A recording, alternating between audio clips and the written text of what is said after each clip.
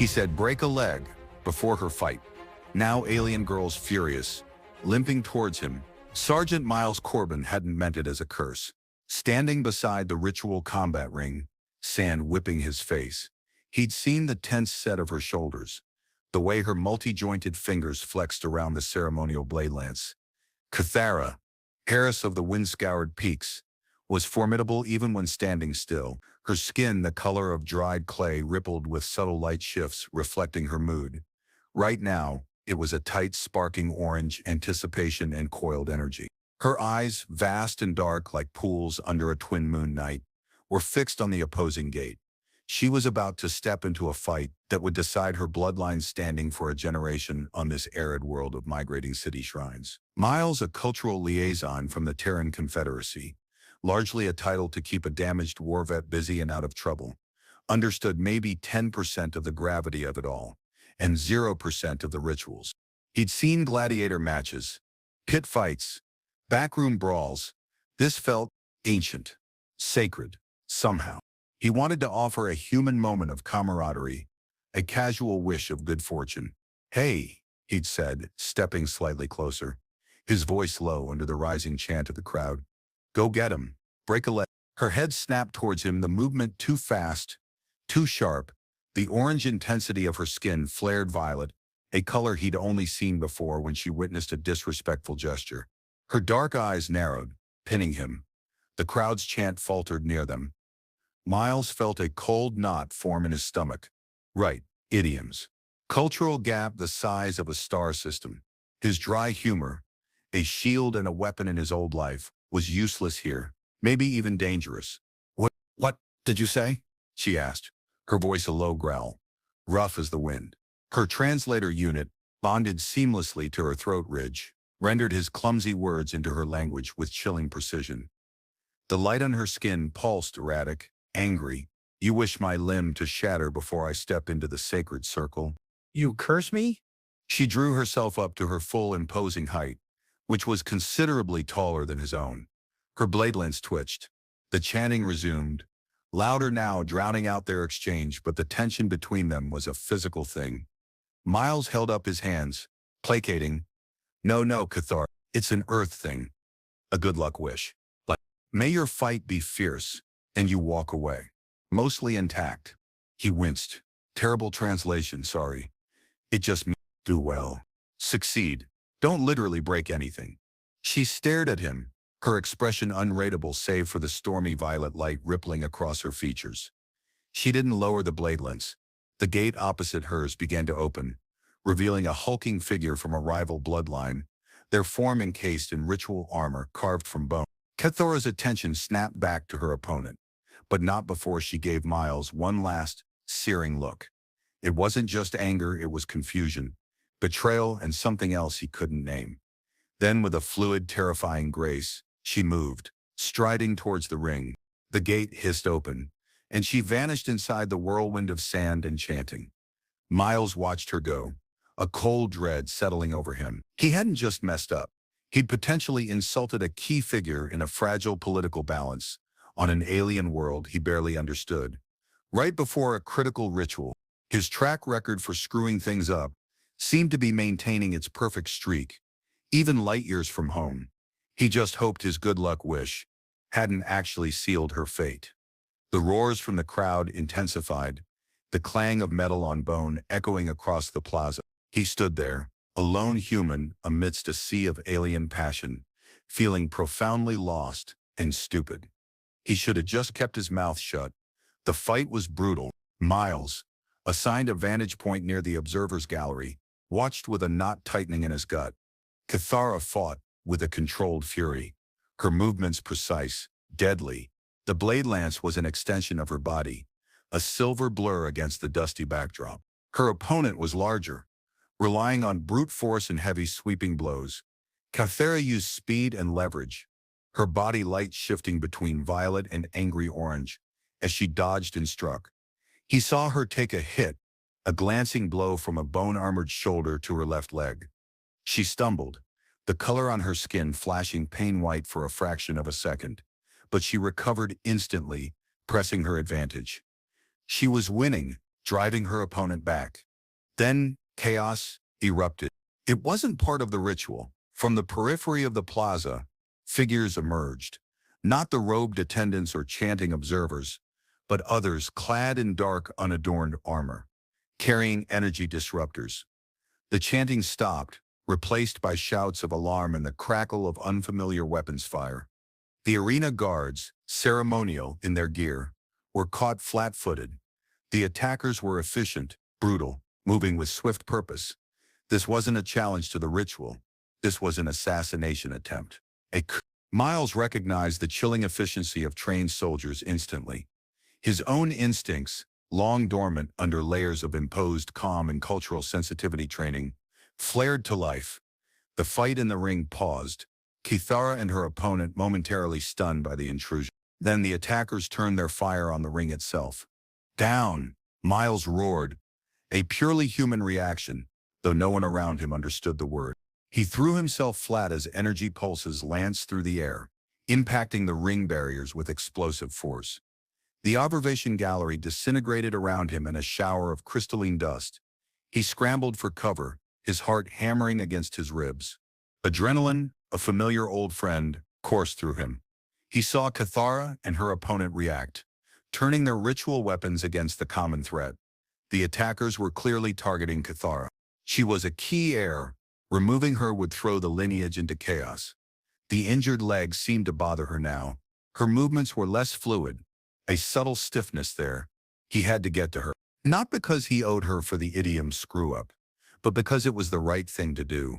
And frankly, standing around waiting to be disintegrated wasn't high on his list of life goals. He spotted a service access tunnel entrance near the shattered gallery base. Getting there meant crossing open ground under fire. He knew this dance. He danced it on a dozen different worlds, under different skies. It always ended messy. He moved low and fast, using shattered debris for cover. The sound of weapon fire and alien shouts, a tarrying symphony. He reached the tunnel entrance, keyed the override panel with a salvage tool, and slipped inside just as a disruptor bolt seared the air where his head had been. The tunnel was dark, dusty, smelling of ozone and ancient rock. He needed to find a way into the arena proper, or a path that led somewhere safe. He heard the fighting continue outside, the sounds of death and desperation. He was trapped, but maybe he wasn't alone. He heard a clang, then heavy, uneven footfalls echoing down the tunnel towards him. He drew the small, non-lethal stunner he was allowed to carry as a liaison, utterly useless against armored attackers with energy weapons. He flattened himself against the wall, weapon raised. The footsteps grew louder, closer. And then she appeared, Kithara, blade lance still in hand, ritual armor scratched and dented, her chest heaving. The light on her skin was flickering now, a weak, fearful blue mixed with residual pain white, and she was limping heavily on her left leg. Her eyes, wide with shock and exhaustion, locked onto his. She didn't look furious initially, just stunned and clearly in pain. The violet fury was still there, lurking beneath the surface of the pain-white and fearful blue light on her skin, a smoldering ember in her eyes. "You?" she breathed, halting just inside the tunnel entrance, putting weight only on her right leg. Miles Corbin. The fight outside was receding, the attackers presumably consolidating control of the main plaza, or perhaps chasing down other targets. Silence descended on the tunnel, broken only by her ragged breathing and the faint hum of distant machinery. "Jan," Miles said, lowering the useless stunner slightly. "Looks like your party got crashed." He moved cautiously towards her. "That leg looks bad. You took a hit." She flinched as he approached, raising the blade lens slightly, not defensively, but more protectively. "It is injured," she admitted, her voice tight. The blow from the ritual combatant, and then the disruption. She glanced back towards the entrance, towards the sounds of violence fading away. They came from the Stone Hand bloodline and the corrupted priests. They must fear the outcome of the ritual, or seek to seize power while the high priest is vulnerable. Miles nodded, his mind racing. This wasn't just an assault. It was a power play with potentially system-wide implications. The Cathar world held strategic hyperlane junctures. Instability here would be bad for everyone. "Okay, we need to move." They'll sweep these tunnels. There's got to be another exit or a way deeper into the city. He gestured down the tunnel. Can you walk? She straightened, pushing down the obvious pain. The light on her skin steadied, returning to a determined orange, though still underscored with blue. I walk where my lineage demands, she stated, though the tremble in her injured leg belied her defiance. This tunnel leads to the archives. Ancient and deep, perhaps a path through them. Perhaps, Miles muttered. Great. So we're going to get lost in an alien library while being hunted by zealots? Just a typical Tuesday. His attempt at levity fell flat. Cathara simply stared at him, her expression stony. Humor is inappropriate for this circumstance, Sergeant. Yeah, tell that to my nervous system, he mumbled, turning to lead the way. Stick close. And for the love of... Just follow me. I've got some experience with running and hiding. He moved with a veteran's caution, scanning ahead, listening for sounds, relying on instinct honed in urban combat zones light years away. Cathara followed, her limping gait a slow, uneven rhythm behind him. The silence of the archives was oppressive. Vast chambers lined with glowing crystalline data storage units, stretching away into the gloom. The air was cold, dry, smelling faintly of minerals and something else. Ancient, they moved deeper, the faint glow of the data crystals providing minimal light. So, Miles said, breaking the silence, needing to fill the space between the throb of his hosts and the thud of her uneven steps. That break-a-leg thing. Seriously, it's a human idiom. Like you say it to performers before they go on stage. She didn't reply immediately. He risked a glance back. She was watching him, her dark eyes fixed on his back. Stage? What is a stage? She asked, her voice formal, precise. Like a place where people pretend, he explained. Performers, actors, they tell stories, act out dramas. And before they go out, you wish them luck by saying break a leg. You wish them harm before they engage in a cultural display, she asked, a hint of the earlier violet returning to her skin. That makes no logical sense. Yeah, well, humans aren't exactly known for logical idioms, Miles sighed. We're big on irony, bad luck charms being good luck, stuff like that. It's convoluted. Look, I didn't mean to insult you. I was trying to. Well, show support, I guess. Badly. She was silent for a few more steps. The only sound, the soft shuffle of his boots and her heavy limp. Your intent was support, she finally asked. Yes, Miles confirmed. Absolutely. Another pause. Then your customs are confusing and poorly chosen for moments of high stake. Couldn't agree more, he muttered. They navigated a maze of towering data crystals, the light reflecting oddly off her damaged armor and the subtle shifts in her skin color. The pain blue seemed to be deepening now, overwhelming the determined orange. You need to rest that leg, he said, stopping near a large, shadowed data crystal. If you can't walk, we can't run, and we might need to... She hesitated, clearly reluctant to show weakness. Her culture, he was learning, was built on strength, endurance, and emotional restraint. Miles Corbin, former war vet, was an expert in suppressed emotion and pushing past pain until you broke. Just for a few minutes, he urged, let me look at it. Reluctantly, she nodded, sinking slowly to the dusty floor, leaning back against the data crystal. She carefully manipulated a joint in her armor, revealing the injured limb beneath. It was swollen, discolored, the skin torn in places. The light on her skin flared intense white with pain as she exposed it. Miles knelt beside her. He wasn't a medic, but he'd patched up enough people, including himself, in the field to know what bad looked like. Okay, he said softly. This isn't good, no obvious bone break, but could be verline or severe sprain, muscle tear. We need to bind it, stabilize it. He rummaged in his small pack, finding a roll of medical wrap he always carried. As he worked, gently cleaning the wound as best he could, with sterile wipes and carefully wrapping the joint, the intimacy of the task was palpable. He was touching her, a member of a proud, reserved alien race, in a moment of raw vulnerability. She watched his hands, her expression unreadable. Her skin light had settled into a deep, pain-filled blue. You are skilled in such things, she observed quietly. Survival skills, Miles replied, not looking up. Comes with the territory when your job involves ending up in places you shouldn't be. He finished the wrapping, securing it tightly but not so tight as to cut off circulation.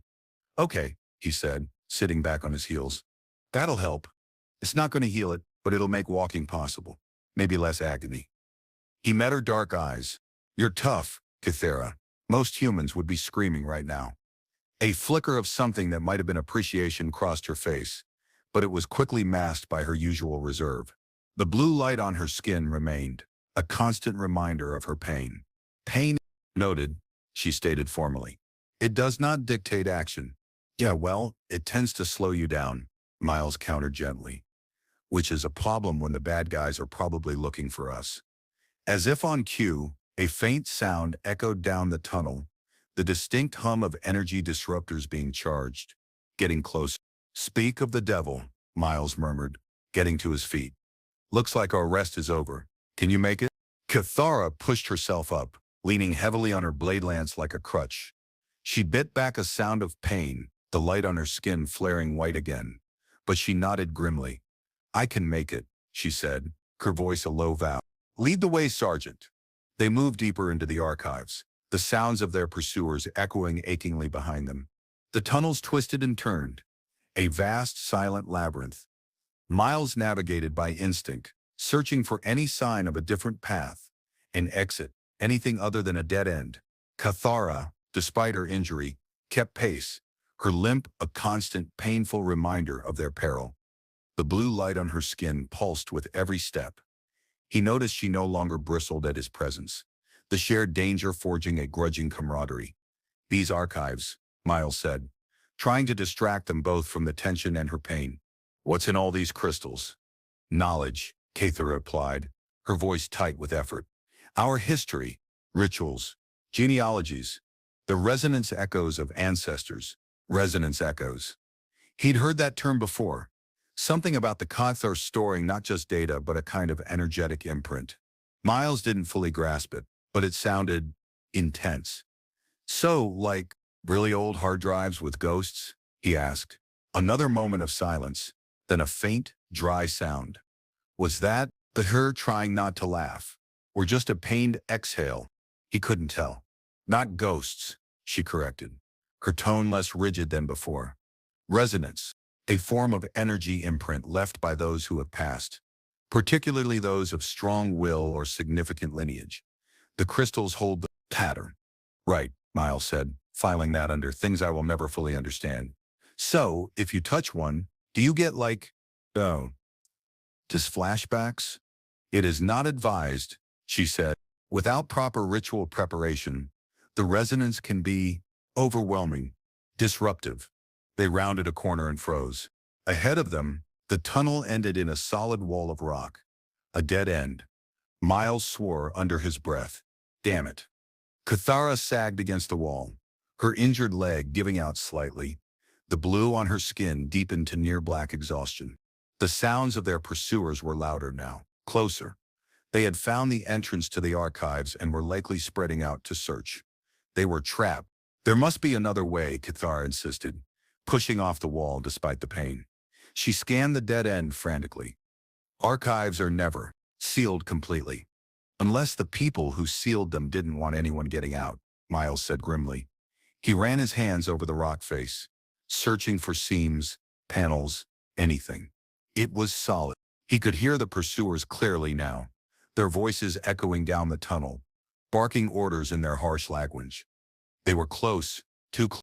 Kythera leaned her head against the cool rock, closing her eyes. The light on her skin was a weak, flickering blue, barely visible in the gloom. Despair, a purely human emotion, Miles knew well, seemed to wash over her.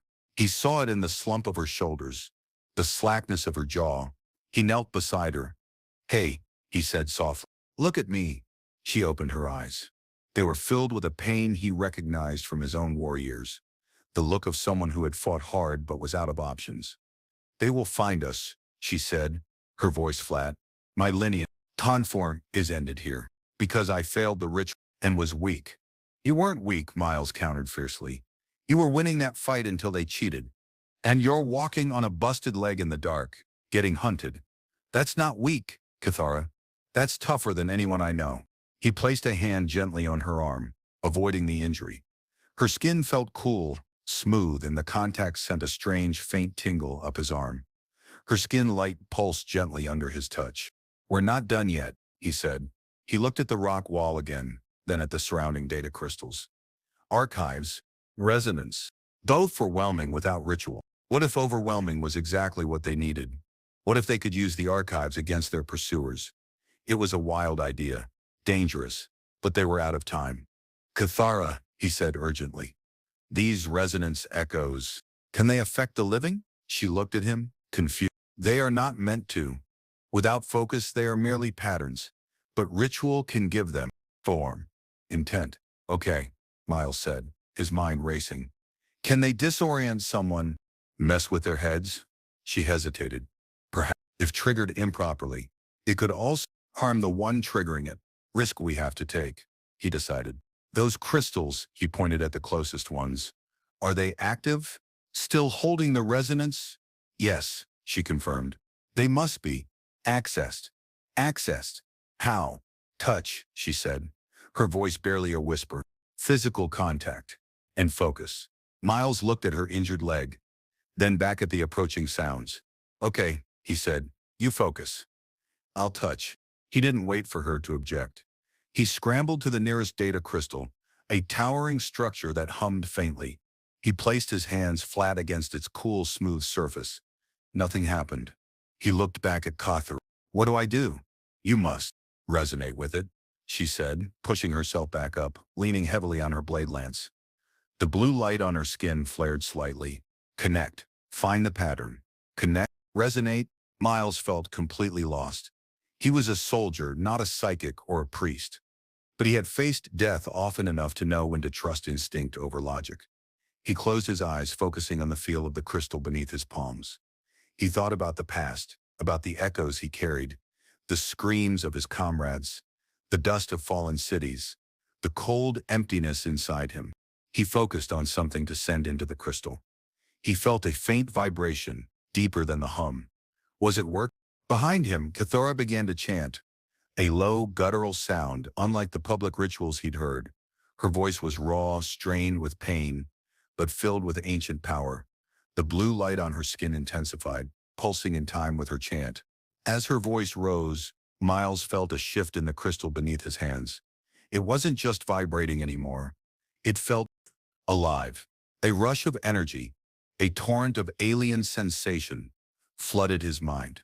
Images flashed behind his eyes, faces he didn't know, landscapes alien and vast, emotions raw and overwhelming. Fear, triumph, grief, love, rage. The resonance. It was exactly as she had warned, chaotic, disorienting, overwhelming. He fought to maintain focus, keep his hands on the crystal, to channel this chaotic energy. Somehow, Cathara's chant grew louder, sharper, weaving a strange pattern through the mental storm. It was like she was trying to give the chaos direction, a weaponized intent. He felt a sharp, searing pain behind his eyes, in his skull. His nose started to bleed, but he held on, picturing the attackers, focusing the chaotic mental energy towards them. He felt a presence beside him, Cathara. She had somehow limped over, ignoring her pain. She placed her free hand on his back, just below his shoulder blades. The moment her hand connected, the chaotic storm in his head changed. It didn't lessen, but it gained focus. Her energy, her will, seemed to merge with his, give shape to the formless resonance. Her skin light, now a brilliant pulsing blue, pulsed in sync with the vibrating crystal and the pounding in his head. It wasn't just terrifying anymore. It was shared, a strange intimacy born of shared risk and merged senses. The sounds of their pursuers, which had been growing closer, suddenly fractured. Shouts of confusion, pain, fear replaced their determined advance. The resonance was hitting them. It was working. Miles felt Cathara sag against him, her chant weakening. The light on her skin dimmed slightly. The resonance was draining her, especially with her injury. He needed to pull back, but he also needed to make sure it was effective. "Keep going," he urged, his voice strained. "Just a little longer." He could feel her pain through her touch, the throbbing in her leg a dull echo against the mental onslaught. He could also feel her determination, her focus, her ancient strength. It flowed into him, giving him the power to endure the psychic storm. The shouts of the pursuers were retreating now, becoming more panicked. They were breaking, disoriented, unable to withstand the chaotic resonance unleashed upon them. It wouldn't stop them forever, but it bought them time. Enough time. Miles finally broke contact with the crystal, stumbling back, gasping for breath. Hand pressed to his bleeding nose. Cathara collapsed beside him, blade lance clattering to the ground.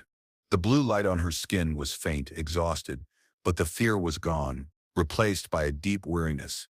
The tunnel was silent again, save for their ragged breathing and the distant fading sounds of the panicked pursuers. "They are gone," she whispered, her voice hoarse. "For now," Miles nodded, wiping the blood from his face. "Yeah, didn't exactly kill them, but they'll be sorting their heads out for a while." He looked at her, slumped against the crystal, utterly spent, her leg clearly agonizing. "You did it, Cathara. You pulled it off."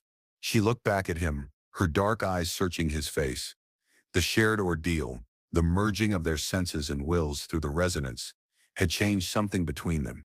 The distance was still there, but it was thinner now, permeable. "The resonance," she said to her voice stronger, though still weary. "You tilled it, channeled it. Your mind is resilient." Miles shrugged, a weak, shaky gesture. "Years of trying to ignore things I didn't want to see or feel," he said, a flicker of his dry humor, returning. "Guess it paid off." He pushed himself up, wincing as his own body protested the strain. "Okay, they'll be back. We need to find that other exit. There has to be one." He offered her a hand. She looked at it for a long moment, then slowly reached out and took it. Her grip was surprisingly strong despite her exhaustion.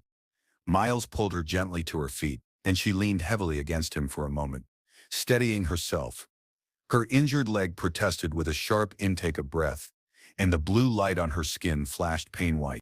Miles put an arm around her waist, helping to support her weight. "Lean on me," he instructed softly. "We'll find the way out together." Moving with Cathara leaning heavily on him was slow, agonizing progress. Her injured leg pulsed with pain, a rhythmic flare of white and blue across her skin.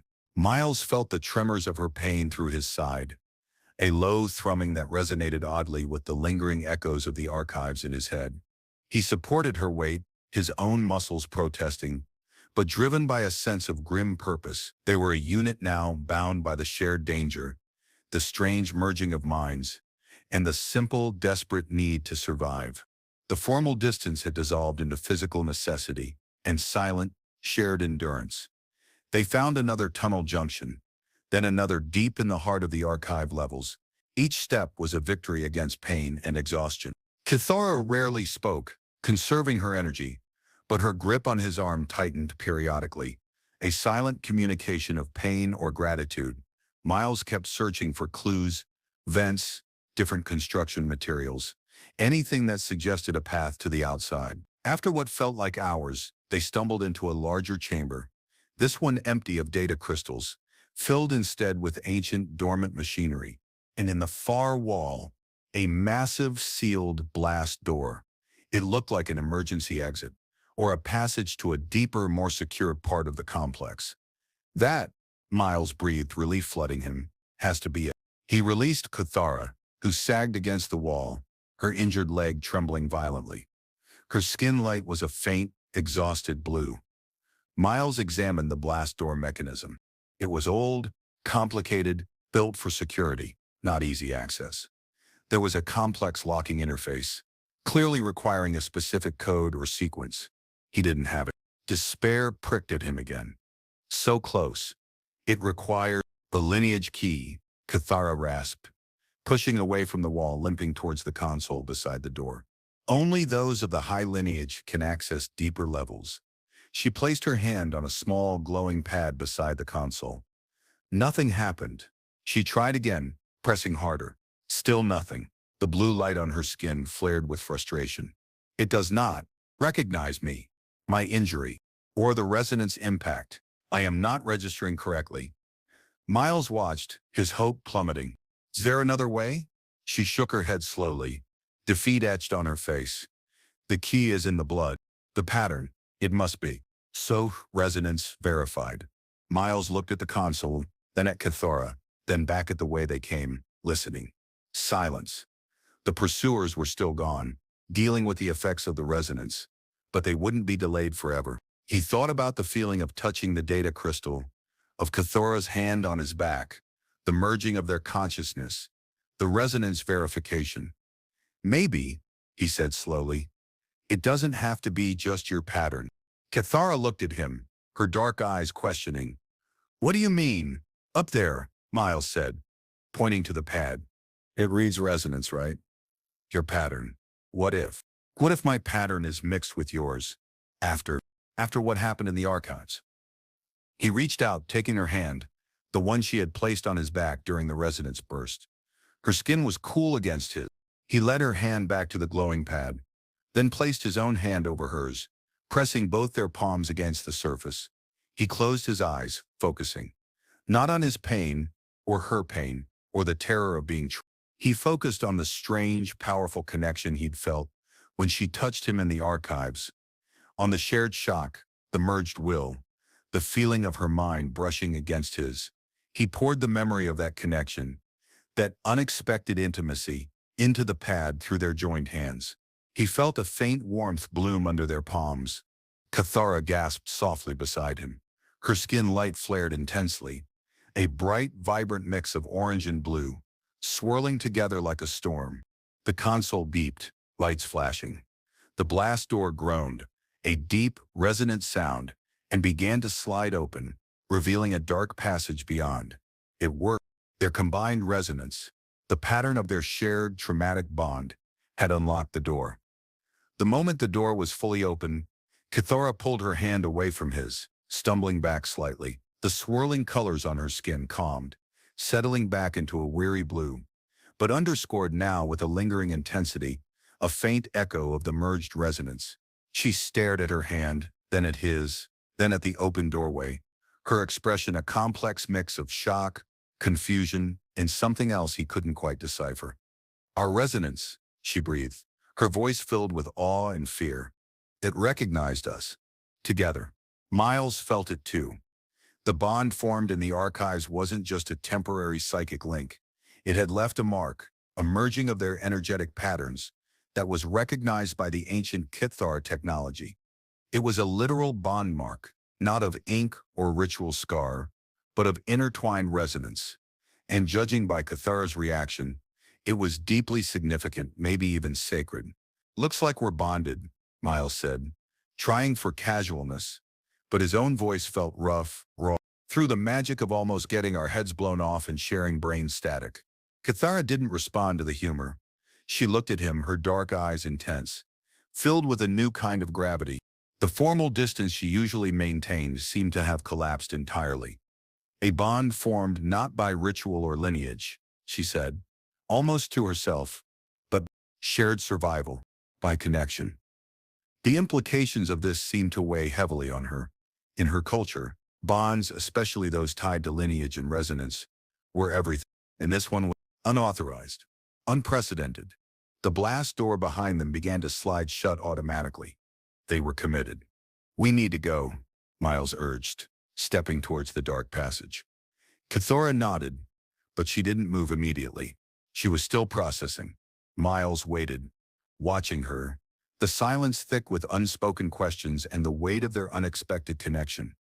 Her injured leg trembled, reminding them both of their immediate danger. Are you coming, Cathora? He asked softly. She met his gaze and the blue light on her skin shifted, a faint hint of determined orange returning. She limped past him, towards the dark passage, towards the unknown. We move, she said to her voice, regaining some of its earlier strength. Together. Miles followed her, the faint warmth of her hand still lingering on his, the echoes of shared resonance humming in his bones. They emerged from the deep archive levels into a network of maintenance tunnels far beneath the main city shrine. The air was cooler here, smelling of damp stone and circulating machinery. Miles's internal chronometer suggested it had been hours, maybe a full cycle of the twin moons, since they'd entered the archives. Cathara's limp was worse, her movements slower, each step a visible effort. The blue light of pain was a constant feature of her skin now. They needed shelter, rest, and real medical attention for her leg. Miles navigated the tunnels, relying on his military training to identify potential weak points in the city's infrastructure, places they might find refuge, or a way back to the surface without running into the corrupted Stone Hand faction. They found a disused section of the water purification system, a network of empty cisterns and access ways. It was damp, cold, but likely safe for a time. They climbed down into a large, dry cistern, the echoes of their movements swallowed by the stone. Cathara sank to the floor, leaning against the curved wall, closing her eyes with a sigh of pain. "We are safe here," she stated, though her voice was weak. For now, Miles sat across from her, pulling out their meager supplies, a couple of ration bars he'd grabbed, and a small water purifier. He offered her a ration bar. She hesitated, then accepted it, taking a small, careful bite. Eating seemed a secondary concern to the pain and exhaustion consuming her. "Your leg is bad, Cathara," Miles said, his voice low. "We need to find someone who can actually fix it. A real medic." "There are healers in the city," she replied, opening her eyes. They were dull with weariness, but they are bound by lineage oath. To seek aid would reveal our position. Our position. Not just hers. The hour felt significant. "Right. Lineage oaths," Miles sighed. Always a catch. He ate his own ration bar, the synthetic taste of familiar comfort in this alien world. The silence stretched between them, filled only by her shallow breathing and the distant hum of the active parts of the water system. The initial panic had subsided, replaced by a quiet, heavy exhaustion. "The resonance," Cathara said, breaking the silence. "What you felt, run in the archives." The merging. She looked at him, a flicker of vulnerability in her dark eyes. "It is, praise sacred, for Cathar of lineage. Resonance merging is part of the deepest bonding ritual, a sharing of ancestral echoes, of self." Miles felt a prickle down his spine. "Ritual, bonding, sacred." "Oh," he said simply. That explained her reaction at the blast door console.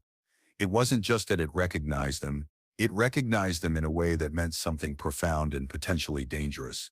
"So, we kind of did a marriage ceremony, with a computer terminal and a bunch of dead people's memories." He instantly regretted the flippancy, but it was his default setting when faced with overwhelming emotional or cultural complexity. Cathara stared at him, the blue light on her skin deepening with something that might have been offense, or simply confusion at his terminology. "It was not a marriage ceremony," she said, her voice regaining some of its formal stiffness. "It was an unintended resonance bond, a recognition of intertwined patterns. It carries—" Wait, right?" Miles nodded, like, "Hey, we're psychically linked now. Isn't that inconvenient?" He managed a weak, dry smile. She didn't return it. She simply looked at him, her expression serious, contemplative. "You are not Cathar," she said.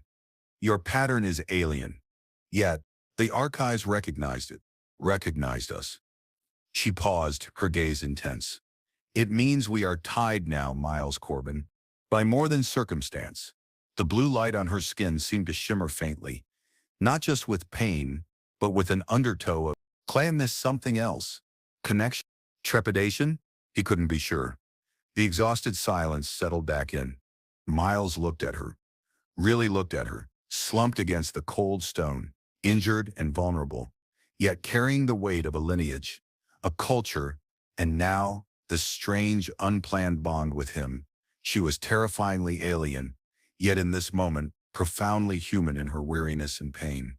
He reached out tentatively, not to touch her, but just holding his hand out, an offer of simple presence. She watched his hand, then his face, her dark eyes searching. The blue light on her skin pulsed softly. The cistern was dark, quiet, a small bubble of stillness in a dangerous world. He woke abruptly, his senses on high alert. Something had changed. The air felt different.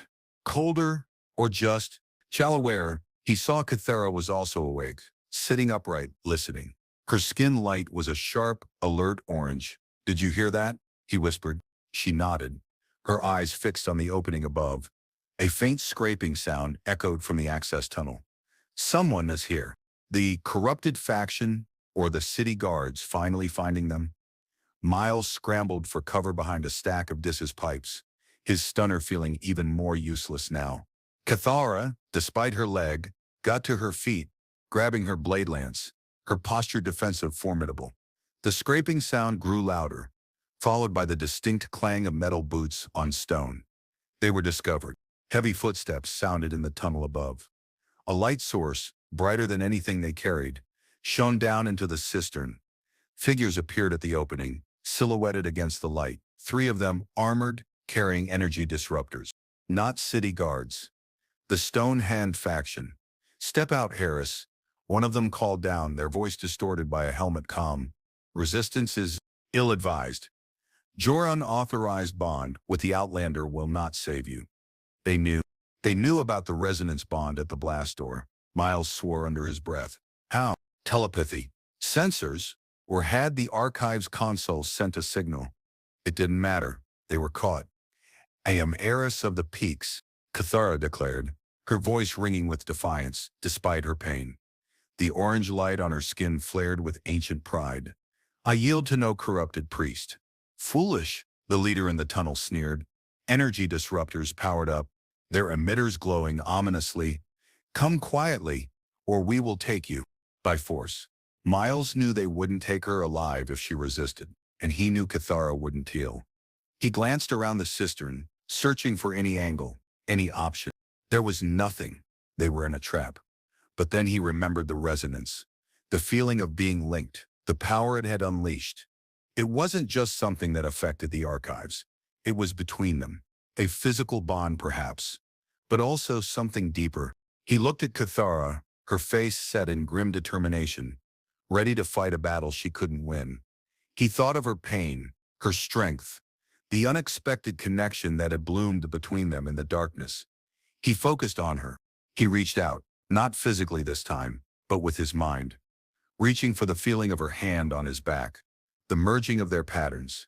He felt the answering flicker, faint but distinct, in his own awareness. Cathara's head snapped towards him, her eyes wide, her skin light pulsing violently orange. She felt it too. The bond. "Cathara," Miles said, his voice urgent. "Low. The resonance? Focus on it. On us." He didn't know what he was suggesting, what it would do. But it was the only weapon they had, the only thing the attackers didn't understand. The attackers in the tunnel were preparing to fire.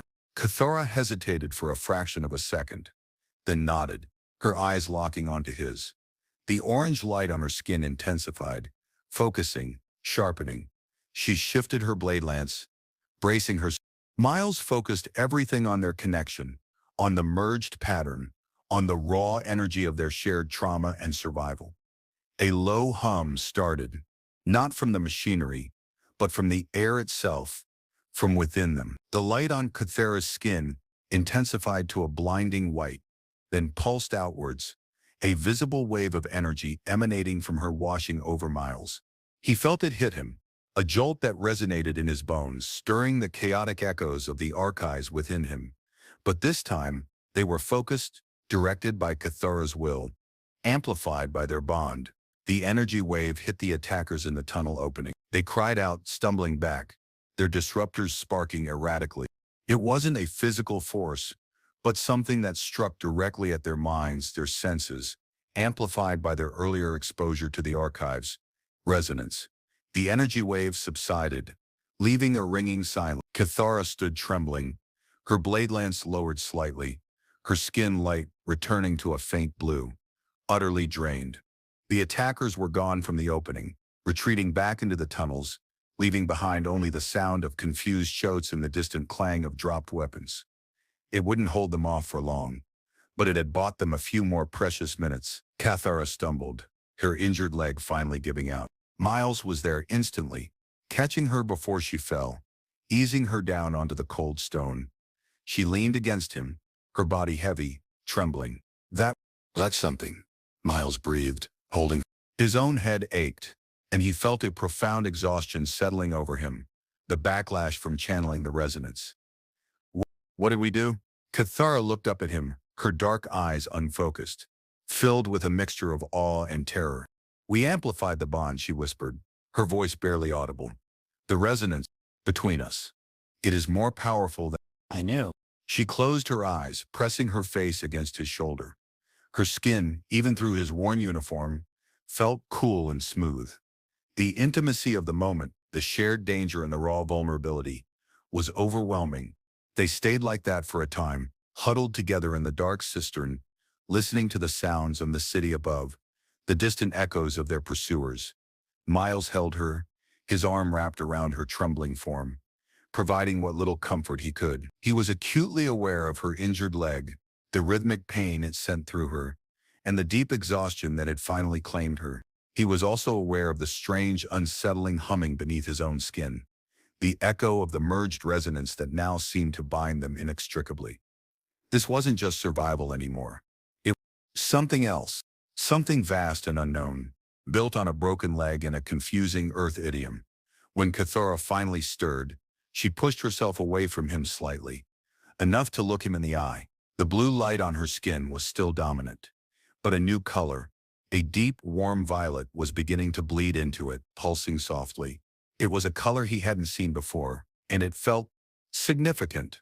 Her expression was serious, intense. "Miles Corbin," she said, her voice regaining some strength, though it was still rough with exhaustion. "The bond between us, it is real, powerful. It resonates with the core of my being." She paused, searching for the right words. "In my culture, a resonance bond, this signifies a union, a joining of spirits and bloodlines." She looked at him, a human from another world, a war vet, with dry humor and a knack for screwing up idioms. "It was not sought, it was forced upon us, by circumstance, by our shared fight." Miles nodded, understanding dawning, cold and heavy, an unintended, forced resonance bond. It wasn't just symbolic. It was a literal merging recognized by her ancient ritualistic culture. And in a culture built on lineage and ritual union, this was everything. "So," he said, his voice quiet, "what does that mean? For us?" She met his gaze steadily. The violet light on her skin pulsed, radiating a strange blend of determination and vulnerability. "It means," she said, "that by the sacred laws of my people, as recognized by the archives themselves, you are bound to me." Miles stared at her, letting the weight of her words sink in. Bound to her, by sacred alien law, triggered by a shared fight against zealots and a chaotic psychic blast. He, a disgraced human war vet, was now somehow tied to an alien heiress on a world he barely understood. It was absurd. It was terrifying. And looking into her deep, serious eyes, seeing the blend of blue pain and the strange, warm violet of their new connection, he knew it was also undeniably real. The absurdity of it all almost made him laugh. A short, sharp bark that was cut off by the gravity of the moment. "Right," he said finally. "Bound. Okay. So, what's the ritual for getting unbound?" He saw the flicker of pain, not physical, in her eyes, and regretted the joke instantly. This wasn't funny to her. This was fundamental. "There is no unbinding," she said softly. "A true resonance bond is for life. It is. Good for our union." She looked at his hand, the one he'd placed over hers on the console. "Our patterns are intertwined now, forever." She pushed herself up, wincing with pain, leaning heavily on her blade lance. She was still limping, badly. The blue light of pain was still dominant, but the violet pulsed beneath it, steady and strong. "The Stonehand faction will not stop," she said, her voice firming. "They know we are bonded. They will see it as a defilement, a threat to their power. We must go. Find allies. Expose their corruption. Secure my lineage." Miles got to his feet, watching her, his mind reeling from the implications. His quiet assignment as a cultural liaison had just become something infinitely more complicated, more dangerous, and more personal. He was no longer just a human observer. He was part of the ritual, part of the lineage struggle, bound to this alien woman by an ancient, sacred force he still didn't fully understand. "Okay," he said, the word feeling inadequate. "Allies, corruption, lineage, and a busted leg." He looked at her, the proud, injured heiress who was now somehow his.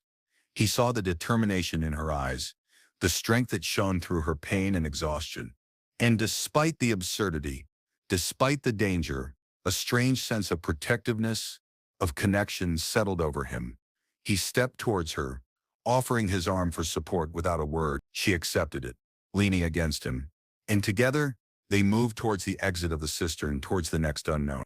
The silence stretched between them, no longer empty, but filled with the silent hum of their shared resonance, the thud of her limping steps, and the unspoken weight of their new, unbreakable bond. The corrupted faction was out there. The city shrine was in chaos, and they were a human war vet and an alien heiress, bound by fate and resonance, stepping out of the darkness to face it all. Together, the corrupted priests and the Stone Hand faction were consolidating their power in the wake of the disrupted ritual and the chaos they'd sown. Miles and Cathara, moving through the city shrine's underbelly, heard snippets of filtered reports, saw patrols of the dark armored soldiers. They were painting Cathara as a defiler, claiming her bond with an outlander was proof of her impurity and forfeiture of lineage rights. The resonance they'd unleashed had clearly been interpreted as a dark, forbidden magic. It was a clever narrative, turning their survival and unintended bond into a weapon against them. Cathara's limp worsened with every hour, but she pushed on, guided by an innate knowledge of the city shrine's hidden paths, and a fierce determination that burned hotter than any pain. Their goal was the High Temple, the seat of the ruling priesthood, where the true High Priest, Cathara's ally and guardian, might still hold some authority, or at least offer sanctuary. But getting there meant crossing contested territory. As they navigated a narrow service tunnel, they heard voices ahead. A patrol. Miles immediately pulled Cathara back into a darkened alcove. They waited, listening to the guttural language of the Caithar soldiers. They were discussing the outlander defiler and the bounty on her head, the high price offered for her capture. Miles felt a cold anger simmer beneath his skin. They were treating Cathara like a criminal, a monster, solely because of their unplanned bond. The patrol moved on. They waited until the sounds of their footsteps faded before cautiously emerging. The near miss had heightened the tension between them. Cathara leaned heavily against the tunnel wall, her breathing shallow. The blue light on her skin was almost constant now. "They paint me as unclean," she whispered, the pain in her voice deeper than any physical injury. "A defiler, my lineage, then my honor." Miles reached out instinctively, his hand hovering near her arm. He hesitated, remembering the sacredness of touch, of bond. But this was different. This was comfort, shared pain. He gently placed his hand on her shoulder, feeling the smooth, cool texture of her skin beneath the fabric of her armor. "Hey," he said softly. "They're lying. You're not unclean. You're tough, and you're honorable, and you saved us both in the archives. And that bond, the fawn, whatever it is, it's real. It's not a defilement." She looked at him, her dark eyes searching his. The violet light pulsed beneath the blue again, stronger this time. She covered his hand on her shoulder with her own, her grip firm. "Your words, solace," she said, her voice quiet. "But their lies carry weight in this city. They turn my people against me." "Then we fight the lies," Miles said, his resolve hardening. He was a soldier. He knew how to fight, and he would fight for her, for them. They reached the High Temple district under the cover of a sandstorm that swept across the city shrine, muffling sounds and visibility. It was heavily guarded, but the storm provided the distraction they needed. They found a less guarded access point, a maintenance hatch Miles's urban combat instincts spotted. Inside, the temple felt different, colder, quieter, the air thick with tension. They moved through ancient halls, the walls covered in intricate carvings and shimmering mosaics, depicting Cathar history and rituals. Cathara, despite her pain, moved with a sense of purpose, heading towards the central sanctuary. They didn't make it far before they were challenged, not by the dark armored faction, but by the temple's loyal guard, clad in traditional ornate armor. They were wary, unsure. "Who goes there?" a guard challenged, raising his blade lance. "Heiress Cathara," Cathara declared, stepping forward, leaning heavily on her blade lance. "I seek sanctuary with the High Priest, The Stone Hand faction has corrupted the city. The guards hesitated, looking at her injured state. The unfamiliar human beside her. The heiress is declared unclean. Another guard shouted, her bond with the Outlander is a perversion. By decree of the interim council, an interim council, the corrupted faction had moved fast. Cathara's face tightened, her skin light flaring with renewed anger and despair. Lies, she cried. The interim council are traitors. Tension crackled in the air. The guards were conflicted, caught between ancient loyalty and the new decree. Miles knew they had to tip the scales. She speaks truth, he called out, stepping forward slightly. We escaped their attack. They tried to kill her because she represents the true lineage. And this bond, he looked at Cathara, then back at the guards. This bond is proof of her purity, not her defilement. It was forged in the archives, recognized by the ancient resonance. He didn't understand the full implications, but he knew the words archives and ancient resonance held immense power here. Cathara looked at him, surprised by his bold claim, but quickly understood his intent. She straightened, drawing on every reserve of strength. The violet light on her skin pulsed, strong and clear, mingling with the blue of her pain but overshadowing it. It wasn't just her resonance, it was theirs.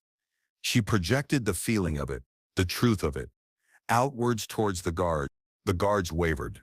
The sight of the heiress, injured but defiant, the human by her side claiming an archive-forged bond, and the tangible sense of their intertwined resonance seemed to shake their conviction in the interim council's decree. They lowered their blade lances, uncertainty in their posture.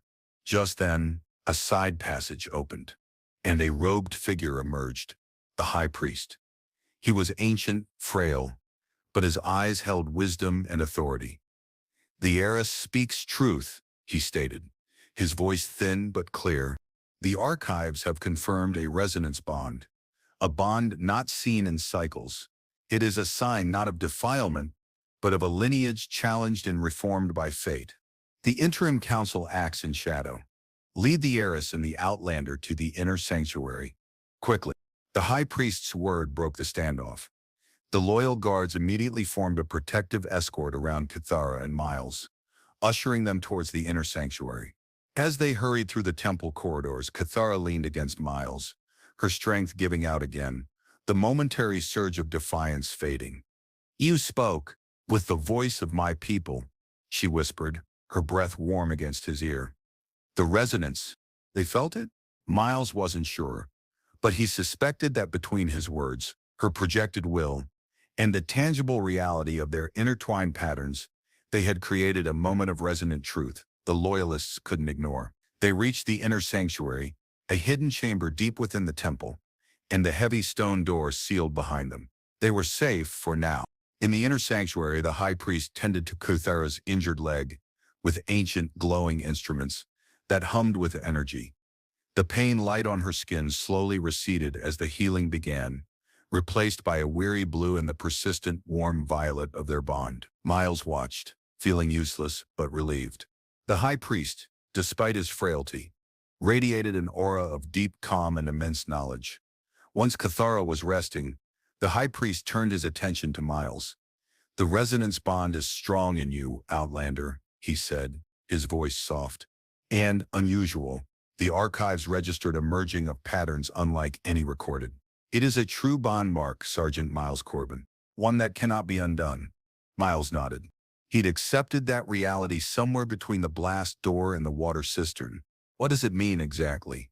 He asked. Beyond the obvious, we're stuck together forever part. The high priest smiled faintly. For Cathara of lineage, resonance bond is the deepest joining. It signifies shared destiny, shared power, and a merging of ancestral echoes into a new pattern. For the heiress, it means her lineage, thought ended by the disruption of the ritual and her injury, is now anchored to yours, a controversial anchor, but recognized by the ancient heart of our culture. He looked at Miles. It means her fate, and the fate of her lineage, is now intertwined with yours. You are not merely an ally, Sergeant. You are essential. Essential. Miles had spent years feeling anything but. His military career ended in failure. His connection to his own world felt tenuous. Now, on an alien planet, he was suddenly essential to an alien princess and her ancient culture. It was a lot to take in. He glanced at Cathara, sleeping now, her face peaceful, the violet light on her skin steady. And the corrupted faction? Miles asked. The Stone Hand? They won't stop. The High Priest's expression grew serious. No, they fear the bond. They see it as a threat to their illegitimate claim. They will seek to destroy the Harris, by extension you. The temple can offer protection, but not for long. They will move against us. A plan formed in Miles's mind. A desperate, crazy plan, born of military necessity and the strange reality of their situation. They couldn't stay and be besieged. They had to strike back. And they had a unique weapon, their bond. The resonance, Miles said, looking at the High Priest. In the archive. But it disoriented the attackers. What if we could do that again? On a larger scale?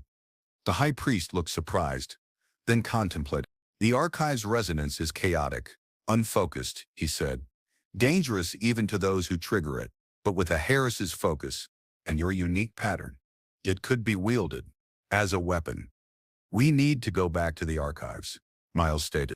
Cathora was a ritual-bound heiress.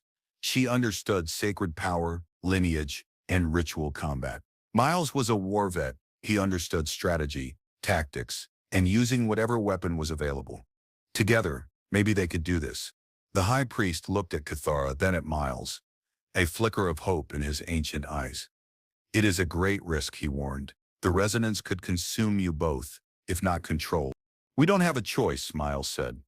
Cathara stirred in her sleep, her skin light pulsing faintly, as if sensing the conversation about her fate. Miles looked at her, her injured legs still healing, the violet bond light on her skin a silent promise. He knew he would face any risk for her. He was bound, after all. Days passed in the inner sanctuary. Cathara's leg healed significantly under the High Priest's care. Though a faint limp remained, a constant reminder of the ritual and the attack. The blue pain light on her skin faded entirely, replaced by the steady, warm violet of their shared bond. Miles trained with Cathara, learning the basics of Cathara combat forms, adapting his own close-quarters skills to their movements. More importantly, they practiced focusing their resonance, attempting to control the chaotic energy they'd unleashed in the archives. It was difficult, disorienting. Miles felt the echoes of alien minds pressing in, a cacophony of memories and emotions. Cathara, more attuned to resonance, guided him, her focused will cutting through the noise, shaping the energy. Their hands would touch, their patterns would merge, and the air around them would thrum with a power they were only beginning to understand. The intimacy was intense, exhilarating, and terrifying. It was a connection deeper than any physical touch, a merging of essences that left them both shaken and more inextricably linked than ever. One evening, after a long training session, sitting in the quiet sanctuary, Cathara turned to Miles. The violet on her skin was particularly vibrant. The bond, she said softly. It is not merely a recognition by the archives. It is within us, emerging. I feel your presence, Miles Corbin. Your echoes, the dust of your fallen cities, the quiet grief you carry. Miles flinched internally. He never spoke about his past, about the war, the losses. To have it seen, felt was unnerving. Yeah, he said, his voice rough. Guess we don't have much in the way of secrets now, huh? She shook her head, her dark eyes soft. Understanding. Secrets cannot exist when resonance is shared, she said. But neither can true loneliness. She reached out, taking his hand. Her grip was gentle, warm. The violet light on her skin seemed to deepen where their hands met. I felt your fear in the archives, and your courage, and the strange kindness you showed, even when you did not understand our ways. She paused, looking at their joined hands, and I felt the irony in your break-a-leg wish. After the bond was forged, I understood it was not a curse. It was an offering of shared vulnerability, a recognition that all endeavors carry risk. Miles was stunned. She had felt the subtext, the cultural nuance, not through language, but through their merged resonance, through the bond. It was a level of understanding he had never experienced with another human. Cathara, he said, his voice low. That wish. It ended up being pretty accurate, didn't it? You broke a leg. And here we are. He looked at her, really looked at her, the alien heiress who was now part of him, and he was part of her.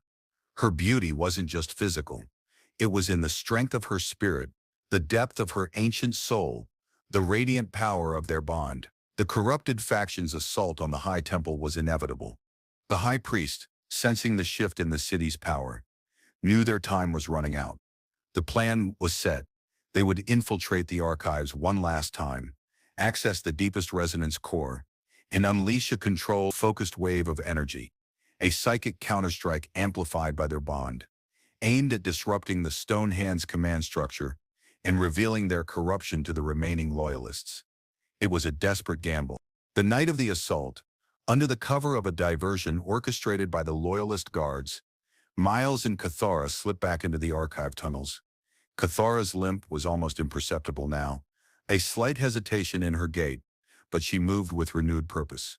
Their bond felt stronger, steadier. Miles felt her resolve, her fear, her hopes, echoing in his own awareness.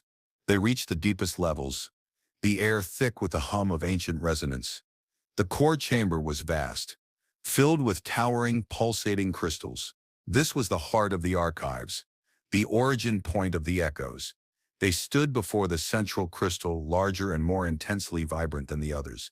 This was it. Cathara turned to Miles, her face serious, her eyes dark and deep. The violet light on her skin pulsed with power. We do this. Together, she stated, her voice a low vow. Miles nodded, meeting her gaze. Together. They reached out, placing their hands on the central crystal. This time, there was no chaos, no disorienting storm. Their shared bond, their trained focus, channeled the energy. Miles felt Cathara's consciousness merge with his, a seamless joining of two distinct minds and patterns. They became one, reaching into the ancient power of the archives, shaping it with their combined will. They unleashed the resonance wave. It wasn't the chaotic blast from before, but a focused, penetrating surge of energy that flowed through the city's hidden channels, seeking out the patterns of the corrupted faction, exposing their lies, broadcasting the truth of their bond, and the High Priest's message to every sensitive mind in the city. Miles felt the resonance spread, a wave of truth and clarity, cutting through the fear and deception. He felt Cathara's presence beside him, her strength bolstering his, her focus guiding the energy. It was the most powerful, most intimate thing he had ever experienced. It was terrifying and exhilarating, a joining of souls that transcended flesh and culture. When it was over, they collapsed, spent, against the crystal. The chamber was silent again, save for their ragged breathing and the faint hum of the core. Miles felt the residual energy vibrating in his bones, the echoes of countless Cathar lives humming alongside his own memories. He looked at Cathara. She was exhausted, but there was a triumphant light in her eyes. The violet on her skin was radiant. It is done, she whispered. The truth. The Netu is revealed. They had fought lies with resonance, power with connection. Emerging from the archives, they found the city in tumult. The resonance wave had worked. The corrupted faction was in disarray, their soldiers confused and disoriented, their lies exposed by the undeniable truth of the resonance. Loyalists rallied, spurred by the High Priest's message and the undeniable sign of the archive-recognized bond between Cathara and the Outlander. A counter-coup was underway. Miles and Cathara found themselves at the heart of it, guiding the Loyalists, their bond a symbol of defiance and a new path forward for the Cathar. In the aftermath, the Stonehand faction was defeated, their leaders captured or fled. The city shrine began the long process of healing. Cathara, though victorious and validated by the archive's resonance, faced challenges. Her bond with Miles was still unprecedented, controversial. It had saved her lineage, but it also redefined it in a way many struggled to accept.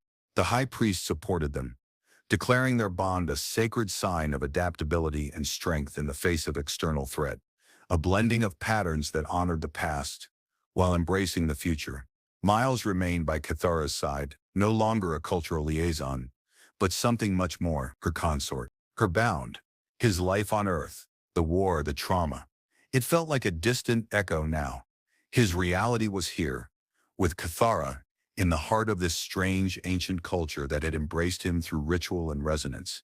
Their bond was a constant presence, a subtle hum beneath their skin, a shared awareness that transcended words. One evening, overlooking the windswept plains from a high balcony in the high temple, Cathara stood beside Miles. Her leg was fully healed now, her posture straight and strong, but the memory of the limp remained etched in Miles's mind. The violet light on her skin was soft, warm, filled with contentment, tinged with the lingering blue of their shared pain and the vibrant orange of her inherent strength. She turned to him, her dark eyes soft. "You said break a leg," she said, a hint of dry humor in her voice now, an echo of his own. "And I did, and it led us here." Miles smiled, a genuine smile that reached his eyes, a rare thing since the war. "Jai," he said softly, "some luck is complicated." She reached out, taking his hand, lacing her multi-jointed fingers with his human ones. The contact sent the familiar, comforting hum of their bond through him. "Our bond is complicated," she agreed, "but it is also strong. It is us, Miles Corbin. Two patterns, joined as one, forged in fire, recognized by resonance." She looked out at the twin moons rising over the horizon. "My lineage, it is now also yours. Your echoes are part of our archives now, part of me." Miles squeezed her hand. He was a human, a war vet, a long way from home. She was an alien heiress, a warrior, a priestess of resonance. They were from different worlds, different species, bound by an ancient sacred power they had stumbled into through accident and shared trauma.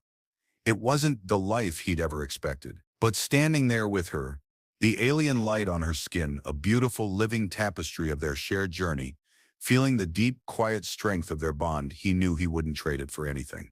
His story hadn't ended in failure and numbness. It had just begun, intertwined with hers on a desert, arid world, under the light of twin moons,